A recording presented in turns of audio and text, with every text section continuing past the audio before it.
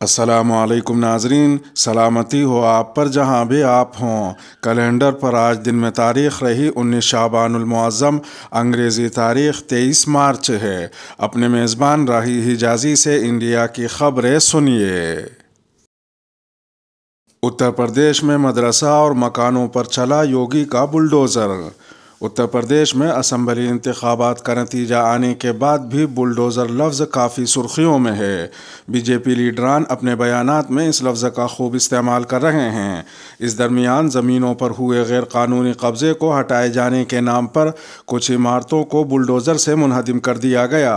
ایسا ہی ایک معاملہ بہرائچ میں دیکھنے کو ملا۔ یہاں کھلیان اور قبرستان کی زمین پر سے غیر قانونی قبضہ ہٹائے جانے کے الزام کے تحت مکان اور مدرسے کو منہدم کر دیا گیا۔ میڈیا رپورٹس کے مطابق 22 مارچ کو بہرائچ کے فخرپور تھانہ حلقے کے عزیز پور ٹیپرا میں قبرستان اور کھلیان کی زمینوں پر غیر قانونی قبضہ ہٹا کر بنائے گئے الزامات کے تحت نصف درجن سے زیادہ مکانوں اور ایک مدرسے کو انتظامیہ نے بلڈوزر سے منہدم کرا دیا۔ اس پوری کارروائی کو انجام دیے جانے کے وقت قیصر گنج تحصیلدار شیو پرساد اور فخرپور کے in charge inspector Parmanand Tiwari police force کے ساتھ موجود تھے۔ تھانہ انچارج پرمانند تیواری نے لاؤڈ اسپیکر سے قیصر گنج کے جوڈیشنل تحصیلدار کا حکم پڑھ کر سنایا اور کارروائی سے پہلے گرائے جانے والے مکانوں میں رکھے سامان کو نکالنے کی ہدایات دیں۔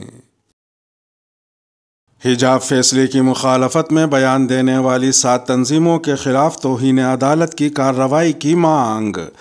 کرناٹک کے ایک وکیل نے کرناٹک ہائی کورٹ کے رجسٹرار جنرل کو خط روانہ کرتے ہوئے 7 مختلف تنظیموں کے خلاف توہین عدالت کی کارروائی شروع کرنے کا مطالبہ کیا ہے۔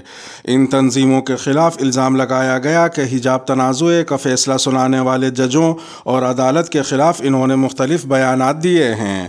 ایڈووکیٹ امرتیش این پی کی طرف سے لکھے گئے اس لیٹر میں جن تنظیموں کے ناموں کا ذکر کیا گیا ہے وہ یہ ہیں: number 1 Karnataka Vidyarthi Sanghatane, number 2 students Islamic organisation of India Karnataka, number 3 student Christian movement of India, number 4 Dalit Vidyarthi Parishad Karnataka, number 5 collective Bangalore, number 6 girls Islamic organisation Karnataka, number 7 Imarat شریعہ کرناٹک کے مولانا صغیر احمد رشادی جنہوں نے کرناٹک بند کی کال دی تھی۔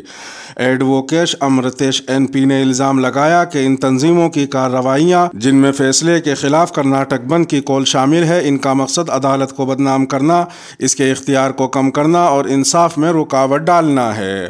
ادھر دوسری جانب کرناٹک حکومت نے ان تمام باحجاب طالبات کو جنہوں نے حجاب کو اتارنے سے انکار کرتے ہوئے پریکٹیکل امتحانات کا بوائکاٹ کیا تھا، امتحان کا دوسرا موقع فراہم کرنے سے انکار کر دیا، جس کے سبب ان طالبات کو پریکٹیکل امتحان کے لیے ملنے والے 30 نمبروں سے محروم ہونا پڑے گا۔ کرناٹک کے وزیر تعلیم بی سی ناگیش نے کہا کہ حکومت ان طالبات کو دوبارہ امتحان کا موقع نہیں دے گی جنہوں نے حجاب کے لیے امتحانات کا بوائکاٹ کیا تھا۔ بی سی ناگیش کا کہنا تھا کہ اگر طالبات کو دوسرا موقع فراہم کیا گیا تو آئندہ دوسرے طلباء بھی کچھ دوسری چیزوں کا حوالہ دے کر دوبارہ امتحان کا مطالبہ کریں گے۔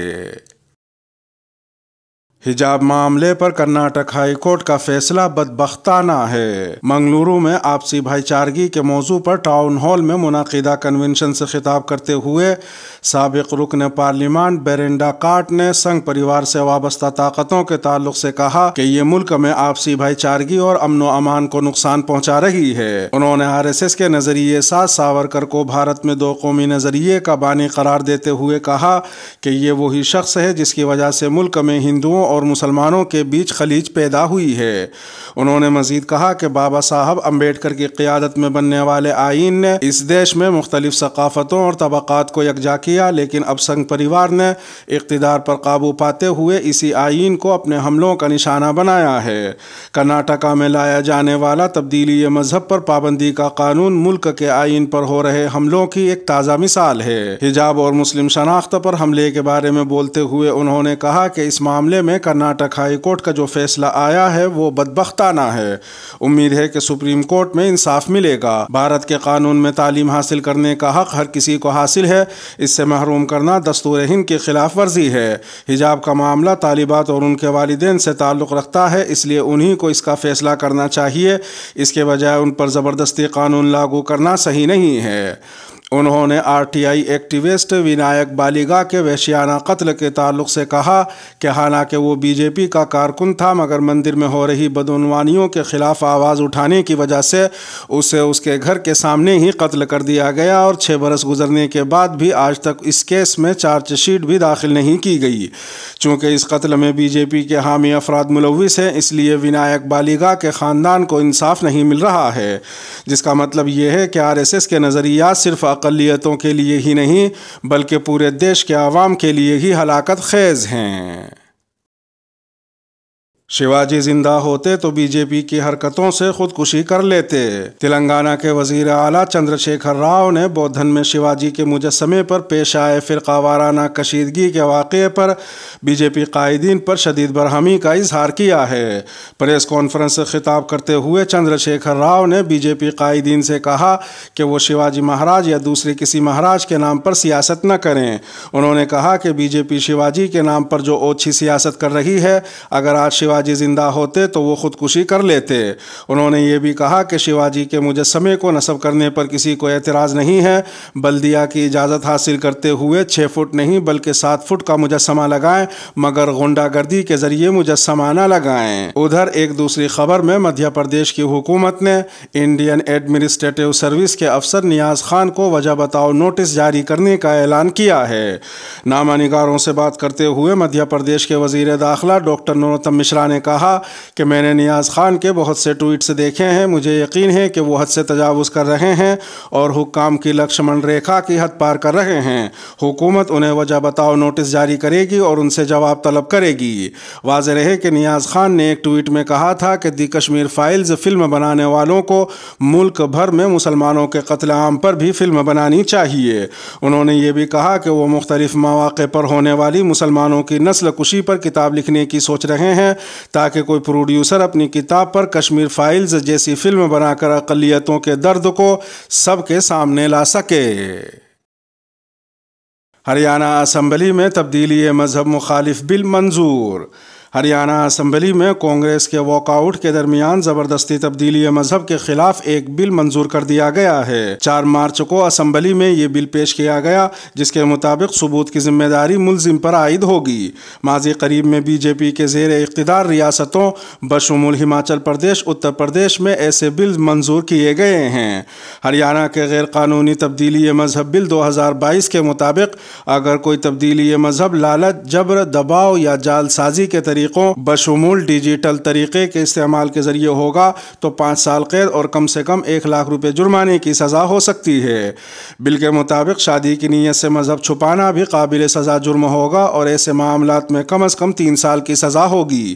اجتماعی تبدیلی مذہب پر بھی کم از کم 5 سال جیل کی سزا ہوگی اور یہ سزا 10 سال کی بھی ہو سکتی ہے۔ ایسے معاملات میں کم از کم 4 لاکھ روپے جرمانہ بھی عائد کیا جائے گا۔